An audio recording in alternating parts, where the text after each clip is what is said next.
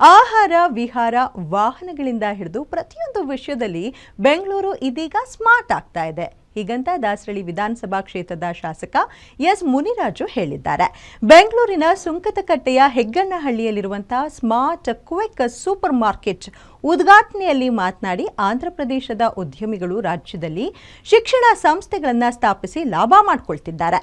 ಆದರೆ ಬಹುರಾಷ್ಟ್ರೀಯ ಕಂಪನಿಗಳಿಗೆ ಪೈಪೋಟಿ ನೀಡಲು ಕನ್ನಡಿಗರೊಬ್ಬರು ಸೂಪರ್ ಮಾರ್ಕೆಟ್ ಆರಂಭಿಸಿರುವುದು ಉತ್ತಮ ಬೆಳವಣಿಗೆ ಅಂತ ಮೆಚ್ಚುಗೆಯನ್ನ ವ್ಯಕ್ತಪಡಿಸಿದ್ರು.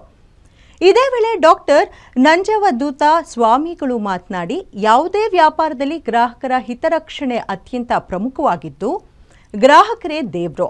ನಮ್ಮ ಯುವ ಸಮೂಹ ಮಾಲ್ಗಳು, ಸೂಪರ್ ಮಾರ್ಕೆಟ್ಗಳನ್ನು ಸ್ಥಾಪಿಸುತ್ತಿರೋದು ಶ್ಲಾಘನೀಯ ಅಂತ ಹೇಳಿದ್ದಾರೆ.